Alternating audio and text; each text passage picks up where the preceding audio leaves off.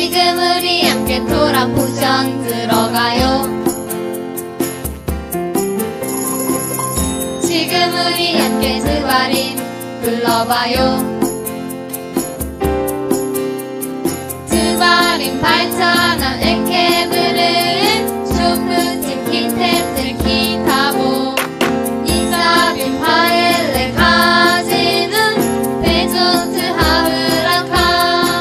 오늘 느에라는 토라 포션입니다. 주님 앞에서 하늘로부터 오는 샬롬을 구하면서 그 샬롬 가운데 계속해서 여정을 성령님과 함께 잘 동행하시기를 기도합니다. 주님 앞에 예배자로 또 주님 앞에서 주님의 사명을 받은 자로 계속해서 나아갈 수 있었으면 좋겠습니다. 저희들의 책들입니다. 드바림 하나님 나라 실제를 계속해서 다루고 있습니다. 11번째 중에 오늘 4번째가 되겠습니다. 4번째 느에입니다. 오늘 지난주와 함께 에케브도 그랬고 이번 느에도 성경의 히브리 원문에는 있는데 영어도 있는데요. 우리 한글로는 번역하기 어려운 부분입니다. 그래서 한글 번역은 나와 있지 않습니다. 르에 번역한다면 보라 이렇게 얘기하는데 도대체 무엇을 보라고 하는지 오늘 추적해 가보도록 하겠습니다. 신명기 11장 26절부터 시작되죠. 하프타라 선지서에 있고요. 그 다음에 브릿 하다사 요한복음도 있지만 이번에 마태복음으로 계속해서 함께 보고 있습니다. 본문 11장 26절을 보면 내가 오늘 복과 저주를 너희 앞에 두나니 오늘 히브리어에서는 이렇게 느에로 시작합니다. 나 보다 이런 건데요. 아노키 노테 니프네이켐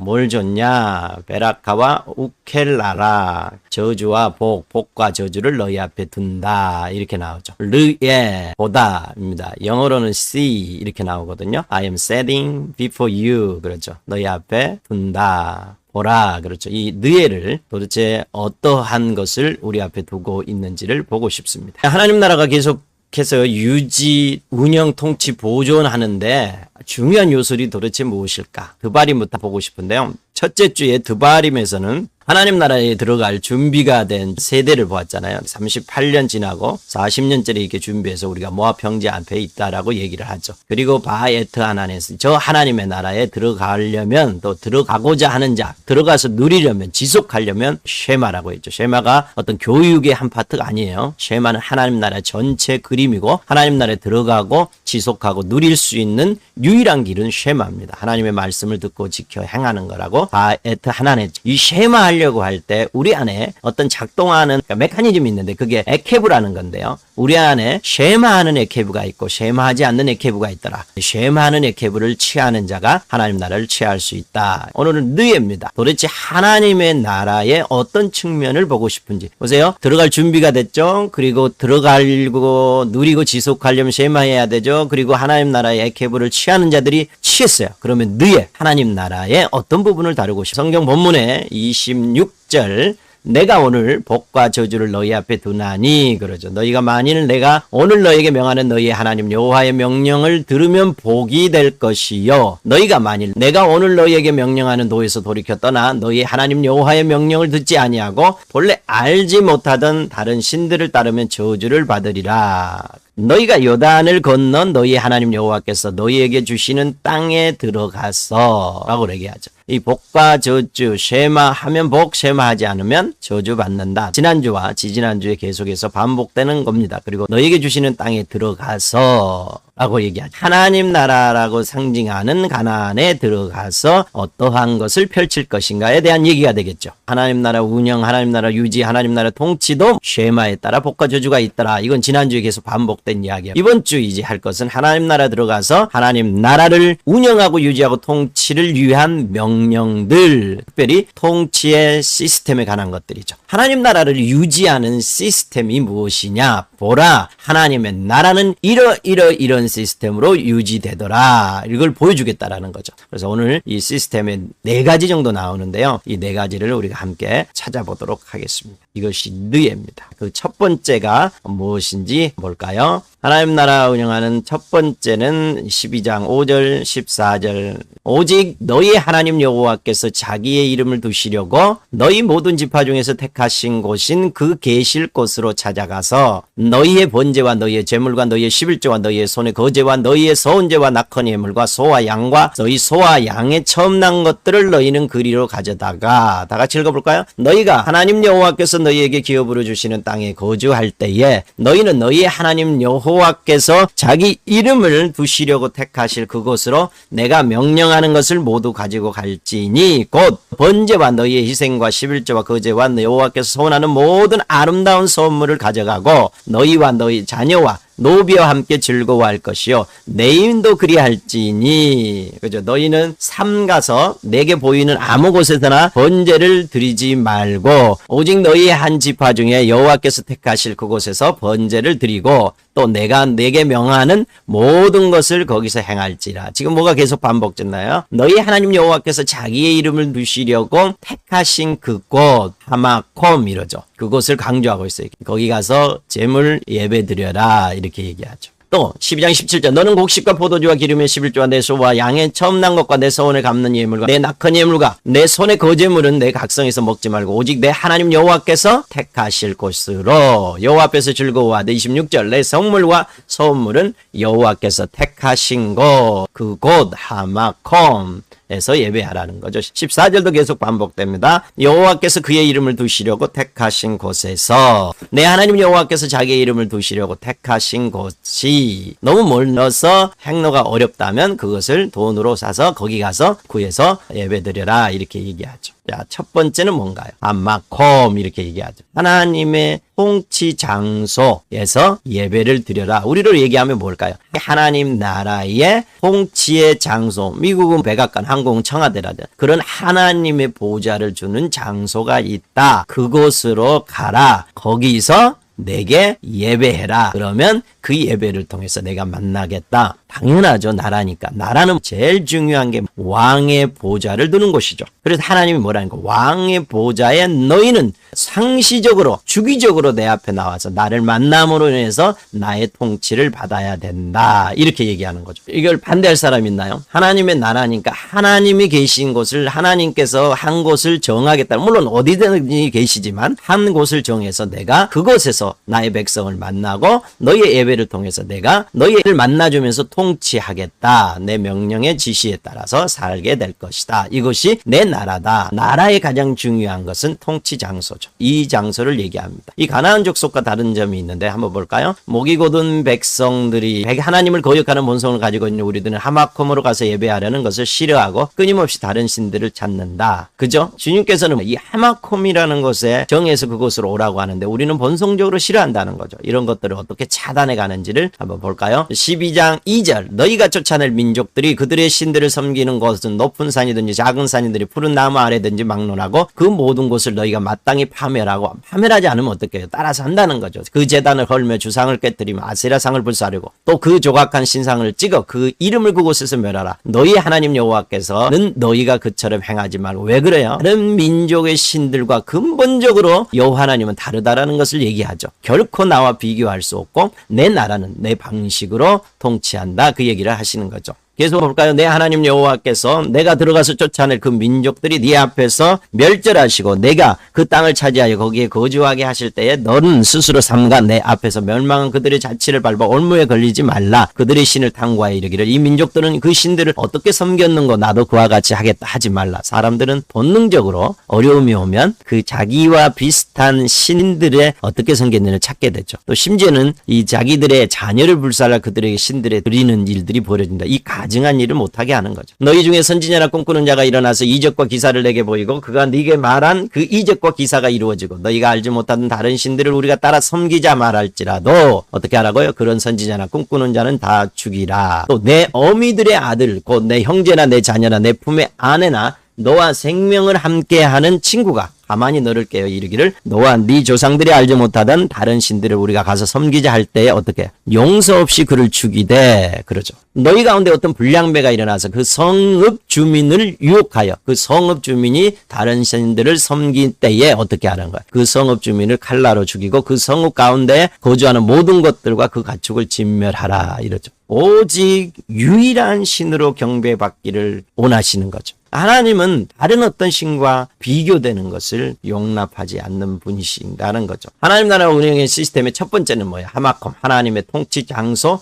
예배를 통해서 만날 것이다. 내 나라니까 내가 머물 보좌를 내가 결정하는데 그것이다. 하마콤. 이제 가나안 땅에 들어가면 이제 나중에 다윗으로 말하면 에루살렘이 되죠. 에루살렘이. 그래서 그곳에 와서 너희들이 예배함으로써 나를 만나고 내 나라의 통치의 다스림을 받게 되는 그 일을 얘기하죠. 하나님 나라는요, 하나님만이 통치하는 나라고, 하나님 나라는 하나님만이 통치하시기 때문에 하나님을 예배함으로 만나는 거죠. 그리고 그 만남을 통해 통치를 받는 거죠. 예배의 또 다른 측면이요. 우리가 예배에 대한 측면들을 우리의 개인적이라든지 안식과 평안과 그다음에 어떤 어려움과 그리고 하나님 만나는 임재 이런 게 생각하는데요. 근데 하나님 나라 측면에서 가장 중요한 건 예배는요. 하나님을 만남으로 통치를 받는 거죠. 예배는 통치의 방식입니다. 이건 예수와께서 가져오는 하나님 나라 천년왕국에도 동일하게 이루어질 것입니다. 두 번째는요. 통치를 받는 백성의 가장 중요한 것이 어떤 것일까? 통치 시스템을 얘기를 했잖아요. 하마콤 얘기했는데 이 통치 시스템을 파괴시킬 수 있는 가장 강력한 요소이다. 기본 생존 욕구죠. 우리가 주님을 예배하지만 예배도 파괴할 수 있을 만큼 강력한 게 뭐예요? 우리의 기본적인 생존 욕구죠. 그게 무엇일까요? 두 번째 굉장히 중요하면서도 아주 기본적인 부분을 다룹니다. 아주 온몸으로 동의할 것입니다. 두 번째 시스템이 뭔지 볼까요?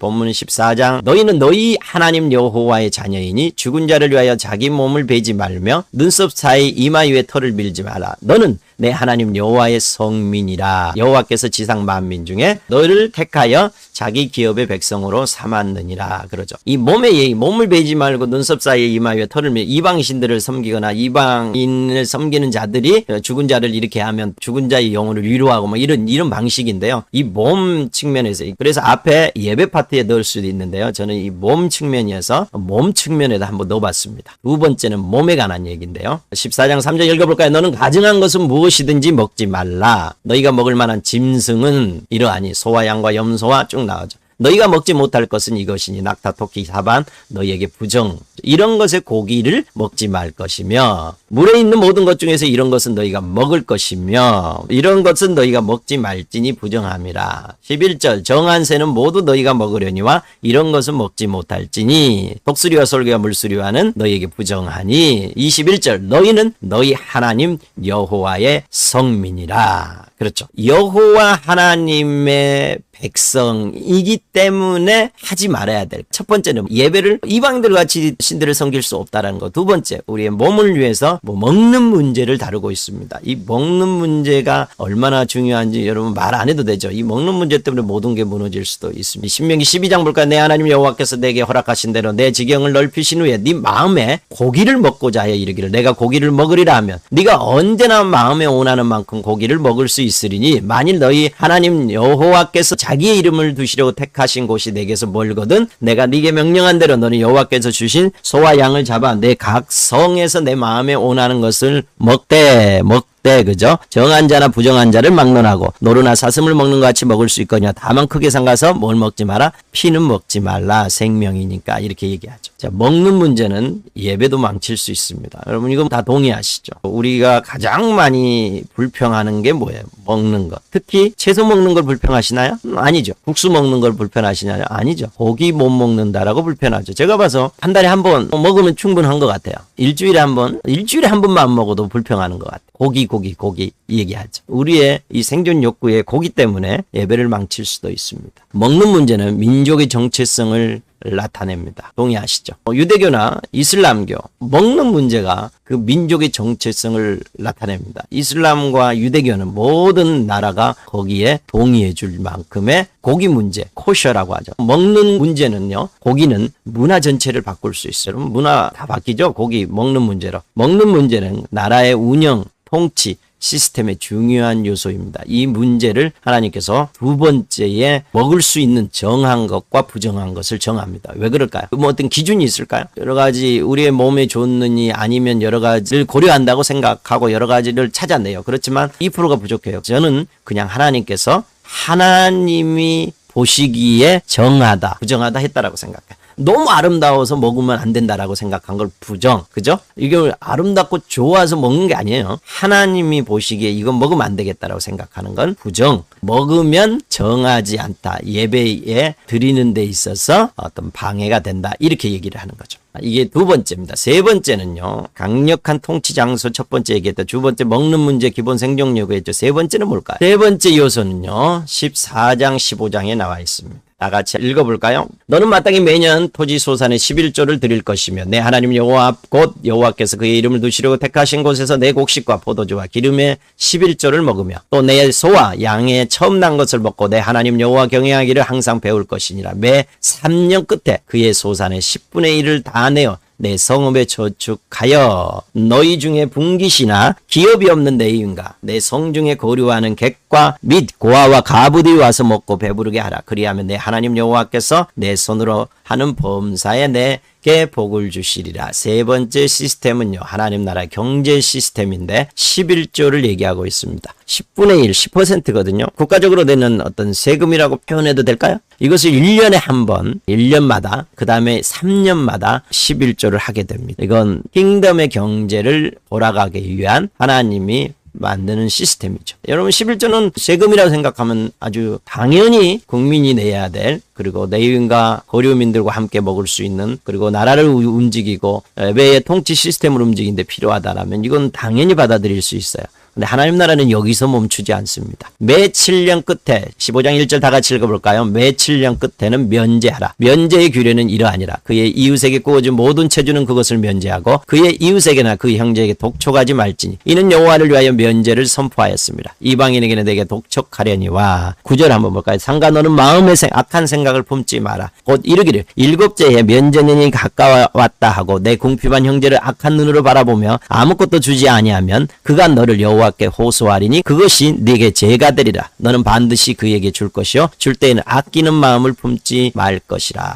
여러분 이 면제년 7년마다 모든 빚을 탕감해주는 이것을 가능할 수 있을까요? 예를 들면 이런 거죠. 이 하나님 나라 경제 시스템에 면제년이 있어요. 7년마다. 이건 경제의 어떤 구조를 바꾸는 거야. 그렇죠? 은행이 빌려줬는데 7년마다 빌려준 게 없다라고 다 면제해 주는 거야. 아, 이러면 우리나라 같으면 난리 나겠죠. 모든 돈을 빌려서 쓰고 7년마다 없는 거죠. 근데 주님의 나라는요. 이것이 가능하다라고 얘기해요. 저는 이것을 보면서요. 천년왕국 때 반드시 이 경제 시스템을 운영한다라고 저는 생각합니다. 우리의 머리는 이해할 수 없는 거고요. 우리의 구조와 민주주의든 공산주의든 자본주의 사회에서 이건 불가능한 시스템입니다. 이것은 하나님 나라의 경제 시스템입니다. 이것이 우리 가운데 실현되는 것을 보고 싶습니다. 하나님 나라 경제 시스템은 한 형제 시스템입니다. 내 친형제라고 생각하면 이 일을 할 수 있는 거죠. 나의 가족이라고 하면 이 일을 할 수 있는 거죠. 너 가족이라든 다른 지파든 어떤 우리는 하나님의 백성이라는 그 시스템이 있는 거죠. 이것을 하나님의 백성을 손상시키는 이 경제 시스템을 7년마다 되돌이켜 주는 거죠. 하나님 나라의 경제는 주기적으로 불합리한 시스템에서 오는 빈부격차를, 세상 나라는 불합리한 시스템에서 오잖아요. 이 빈부격차를 하나님의 시스템으로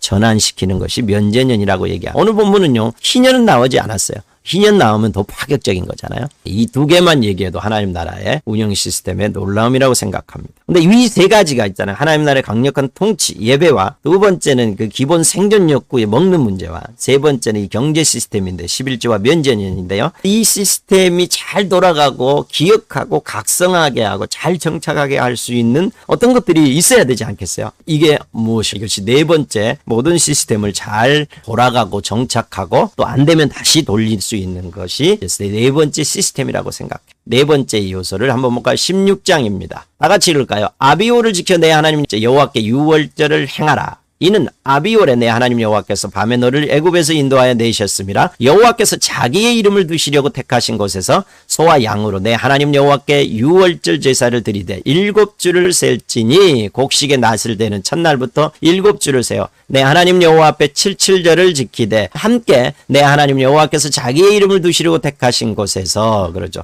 13절 너희 타작 마당과 포도주 틀에 소출을 거두어 드린 후에 이랫 동안 무엇을 지키라고요? 초막절을 지킬 것이요. 내 하나님 여호와께서 택하신 곳에서 그죠? 16절 너의 가운데 모든 남자는 1년에 3번 곧 무교절과 칠칠절과 초막절에 내 하나님 여호와께서 택하신 곳에서 여호와를 배웁되. 네 번째 하나님 나라의 시스템은 절기 시스템입니다. 하나님 나라의 절기 시스템은요, 가족별 지파별로 한 형제로 한 아버지 앞에 모이는 시간입니다. 봄, 가을 때문에. 왜 그렇게 모여요? 물론 각성하고 기억하고 우리의 나라가 방향을 얘기하고 우리의 가고 있는 방향과 나라가 잘 돼 있는지를 보는 거잖아요. 똑같은 거. 이 절기마다 3번 모여서 하나님 아버지 앞에 하나님만 섬기고 있는지, 그 다음에 우리가 먹는 문제를 지나쳐서 어떤 것들을 범하고 있는지, 우리의 경제 시스템을 우리 형제들이 잘 살고 있는지, 그리고 하나님 앞에서 예배하면서 하나님이 그것들을 또 지적하시고 명령하시고 얘기하시면서 기억하고 각성하고 다시 원래의 하나님 나라로 돌아가는 아주 놀라운 특별한 절기라는 거. 하나님께서 정한 시간에 모이라는 거죠. 그러면서 정한 시간에 주님이 얘기하신다라는 것입니다. 하나님 나라의 절기 시스템은 정체성을 발견하는 거고, 하나님 나라의 시스템을 기억하고 또 잘 유지되도록 특별하게 정해진 시간에 만나 하나님의 말씀으로 각성시키는 기간이라는 거죠. 자, 예수께서 가져오신 하나님 나라 운영 통치 시스템을 마태복음과 비교해 보고 싶어요. 마태복음과 신명기를 함께 가고 있는데요. 하마콤은 마태복음에서 어떻게 얘기하는지, 말하는 이는 너희가 아니라 너희 속에서 말씀하시니 곧 너희 아버지의 성령이라. 그러나 내가 하나님의 성령을 힘입어 귀신을 쫓아내는 것이면 하나님의 나라가 이미 너희에게 임하였느니라. 모든 죄와 모독은 사하심을 얻을 때 성령을 모독하는 것은 사하심을 얻지 못하겠고, 누구든지 말로 인자를 거역하면 사하심을 얻되 누구든지 말로 성령을 거역하면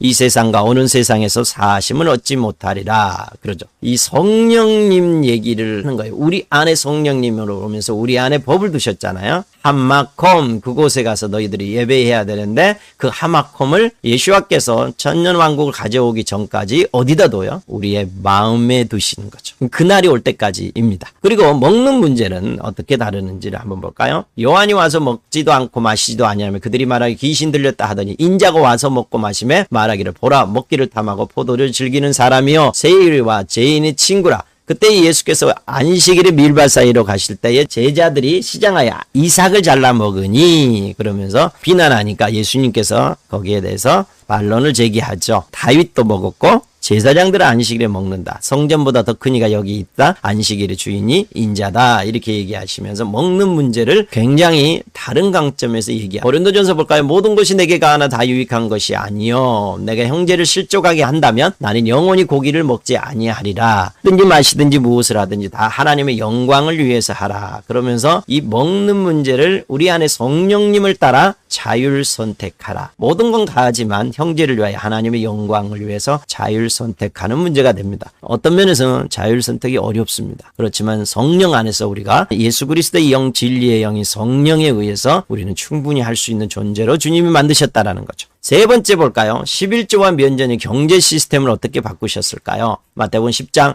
너희 전대에 금이나 은이나 동을 가지지 말고 여행을 위하여 배낭이나 두벌 옷이나 신이나 지팡이를 가지 말라. 이는 일꾼이 자기의 먹는 것이 마땅하다. 예수 그리스도를 통해서 예수와를 통해서 우리를 구속하여 주시고 하나님 나라의 모든 자를 예수와를 믿는 자를 일꾼으로 삼아. 그러면서 일꾼이 자기의 먹는 것이 마땅하다. 금이나 은이나 동이나 가지지 말라. 이렇게 얘기해버려요. 그리고 예수와께서 말씀하실 때 그의 어머니와 동생들이 왔을 때 누가 내 어머니면 내 동생들이야. 누구든지 하늘에 계신 내 아버지의 뜻대로 행하는 자가 내 형제요 자매 어머니. 모두 예수 그리스도를 믿는 자를 한 가족으로 만들어버리죠. 그 다음에 이 어려운 말씀이에요. 천국은 마치 밭에 감추인 보화와 같다. 좋은 진주를 구하는 장사와 같다. 그걸 발견하면 어떻게 해요? 자기의 소유를 다 팔아 그걸 사죠. 예수 그리스도를 발견한 자들은 자기의 모든 소유를 팔아 사는 거죠. 그런즉 너희는 먼저 그의 나라와 그의 의를 구하라. 그리하면 이 모든 거 먹고 마시고 짓고 살고 교육하고 우리의 자녀의 문제 모든 것들을 주님이 더해 주신대요. 먼저 그의 나라를 구하라. 굉장히 11조와 면제년을만 지키면 좋겠는데 이것도 어렵잖아요. 그럼에도 불구하고 성령 안에서 먼저 하나님의 나라에 올인해라. 이렇게 얘기해요. 11조와 면제년을 뛰어넘습니다. 먼저 하나님의 나라를 올인하라. 그렇다고 11조를 하지 말라는 얘기는 아니에요. 면제년도 지켜줬으면 좋겠어요. 그렇지만 그것이 지켜지지 않을 거라는 걸 알죠. 그러면서 더 강력한 하나님 나라의 법칙을 얘기하죠. 먼저 그의 나라를 위해 올인해라. 그러면 나머지는 내가 책임져 줄게. 이렇게 얘기하시는 거죠. 네 번째는요. 3대 절기는 마태복음에서 어떻게 풀어내는지 13장 하나님 나라 비유를 통해서 하나님 나라 시작부터 끝까지를 보여주죠. 시작 말씀으로 시작해서 누룩과 곡식과 가라지가 나오죠. 세상 가운데에서 우리는 살아간다. 가라지와 함께 살 수밖에 없다. 겨자씨와 누룩. 우리는 너무 작지만 크게 성장할 것이다. 보화 진주 발견한 자들에 의해서 모든 소유를 팔아 삶으로 인해서 복음은 하나님 나라는 계속해서 확장하고 그 가치를 잃어버리지 않을 것이다. 그리고 마지막 때는 그물을 통하여 모을 것이다. 이렇게 얘기하면서 하나님 나라 시작과 끝을 보여주고 있죠. 그러면서 3대 절기를 어떻게 얘기하냐면요. 성령 말씀에 의해서 수시로 각성시키고 성장시키고 완성하신다. 이렇게 얘기합니다. 신명기는요. 이 예배와 먹는 문제와 11조 면제님의 3대 절기의 어떤 시스템은 아주 명확하게 나타났어요. 신명기에서 아주 명확하게 나오면 마태복음은 잠깐 이렇게 전체 흐려지는 것 같이 나와요. 그리고 마태복음이 명확해지면 신명기는 전체 흩어놓는 것 같아요. 그래서 이 두 개가 보완되면서 우리에게 하나님 나라 시스템을 정확하게 얘기하고 있다라고 생각합니다. 정리해볼까요? 첫 번째는 하나님 나라 통치 시스템 한마콤 통치의 보좌 들고 예배할 것이다. 그러나 예수 그리스도께서 예수와가 오심으로 우리의 마음의 통치 보좌를 두었는데 언제까지요? 천년왕국이 오기 전까지입니다. 천년왕국 때는 다시 이 하마콤의 예배를 통해서 전 지구적인 통치가 이루어질 것입니다. 두 번째 하나님 나라의 기본 생존 욕구를 먹는 문제인데요. 자율 선택하고 형제를 위해서 우리의 자유를 제한하는 그런 것들을 얘기하죠. 세 번째 하나님 나라의 경제 시스템의 11조와 면제를 통해서 한 형제 시스템으로 바꾸고 모든 것을 빈부격차가 없는 하나님 나라의 시스템을 바뀌는데 이것을 예수와께서 오시면서 하나님 나라로 너의 모든 재물과 모든 시간과 모든 걸 올인해라. 그러면 나머지는 내가 채워줄게 하면서 바꾸는 거죠. 그리고 하나님 나라의 절기 시스템을 기억하고 각성시키기 위해서 유지시키는데요. 말씀을 성령 안에서 키워서 하나님 나라를 키워가면서 성장하고 완성하는 것을 보게 됩니다. 천국의 제자된 서기관으로 대복음의 13장에 나오잖아요. 천국의 제자된 서기관들아 저와 여러분을 얘기합니다. 새 것과 옛 것을 그 곳간에서 내오는 지혜로운 자들아. 신명기와 마태복음의 하나님 나라 운영 시스템을 적절하게 잘 사용하기를 원한다. 이런 말씀인 것 같아요. 11조를 폐할 필요도 없어요. 절기를 폐할 필요도 없어요. 절기와 11조와 신명기에 말하는 것과 또 마태복음에 말하는 것을 가져오고 그리고 그것이 하나님의 명령이라면 절대적으로 지키고 또 마태복음에 얘기하는 우리의 마음을 지켜서 하나님의 하마콤의 장소가 되고 그러면서 아주 지혜로운 천국의 제자된 서기관들이 되기를 소망합니다. 정리해볼까요? 하나님 나라 유지 통치 운영 시스템에 네 가지가 있는데 하나님만이 주인이고 하나님만 섬겨야 된다. 먹는 문제 성령에 따라 움직여라. 하나님의 나라 경제 시스템을 따라 우리가 하나님 나라에 올인하는 자가 돼야 된다. 하나님 나라는 하나님의 방식으로 운영된다. 세상 나라가 많은 전문가들이 의하는 이것이 현실적이고 아주 합리적이라는 것이 하나님 나라 방식은 아닙니다. 오직 하나님의 입에서 나오는 방식만이 하나님 나라의 방식이 될 것입니다. 기도하며 마쳤으면 좋겠습니다. 네, 하나님이 너의 주관이 쉐마의 에케브를 선택한 우리 위에 하나님의 킹덤을 유지 보존 통치하는 그 시스템을 받아들일 수 있게 하시고 오직 하나님만을 여호와를 섬기는 자들 그리고 우리의 먹는 문제조차도 형제를 위해 내려놓을 수 있는 자 그리고 경제 시스템에 우리의 돈이 우리 것이 아니고 우리의 집과 우리의 모든 시간과 우리의 가지고 있는 생명까지도 우리 것이 아니라 하나님의 것임을 알고 하나님 나라를 위해 먼저 올인하는 자 특별한 절기 가운데 주님을 만나는 모든 분들을 위해 주님의 샬롬을 풀어놓아 주시기를 원합니다. 지금은 우리 주 예수 그리스도의 은혜와 하나님의 사랑과 성령의 교통하심 하나님 나라의 통치 시스템으로 살아가고자 하는 여기에 있는 자들과 모든 분들을 위해 지금부터 영원토록 함께 계실지어다. 아멘.